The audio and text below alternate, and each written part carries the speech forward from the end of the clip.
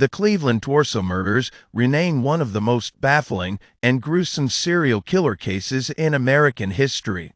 Between 1935 and 1938, a serial killer terrorized the city of Cleveland, Ohio, murdering and dismembering at least 12 victims, with only 2 positively identified.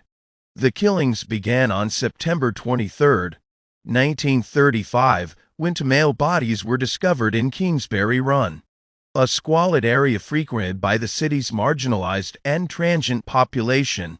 Both men had been decapitated and emasculated, with one victim identified as Edward Andrassy, a 29-year-old white male who frequented the Roaring Third, a notorious neighborhood known for its bars, brothels, and vagrants.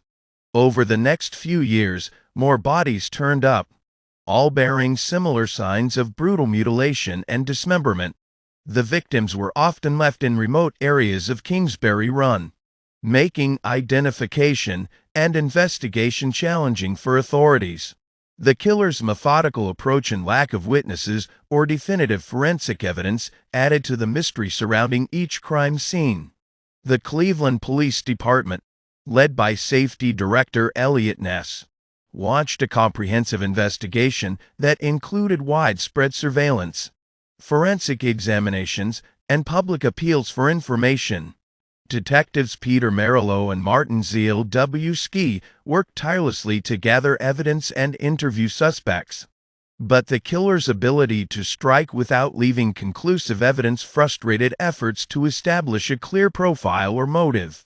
The victims of the Cleveland torso murders were a diverse group, including men and women from the city's underbelly. Some of the notable victims include Edward Andrassy, the first victim to be identified. Andrassy was a 29-year-old white male who frequented the Roaring Third. Florence Polillo, a 44-year-old prostitute. Polillo was discovered dismembered and wrapped in half-bushel baskets on January 26, 1936. Rose Wallace, tentatively identified through dental records. Wallace was a part-time sex worker and another regular of the Roaring Third. Several suspects were considered in the case, but none were ever convicted. Some of the notable suspects include Dr. Francis Sweeney, a troubled former military surgeon with ties to several victims and a history of mental instability. Sweeney was interrogated intensively by Ness and other investigators, but was never charged due to lack of evidence. Frank DeLazal, a Cleveland resident who confessed to one of the murders but later died under suspicious circumstances while in police custody. The Cleveland torso murders remain an unsolved mystery, with the killer's identity and motives still unknown.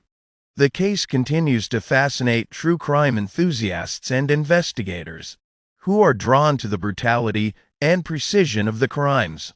Despite the passage of time, the legacy of the Cleveland torso murders endures as a chilling reminder of the darkness that can lurk in the shadows of even the most seemingly ordinary cities.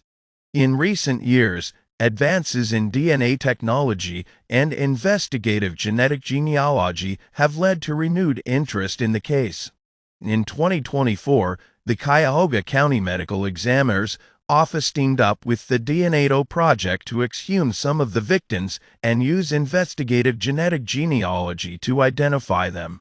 While these efforts may yet lead to a breakthrough, the Cleveland torso murders remain one of the most infamous unsolved serial killer cases in American history. Subscribe to True Crime Unseen now to get more of this videos before we will be gone.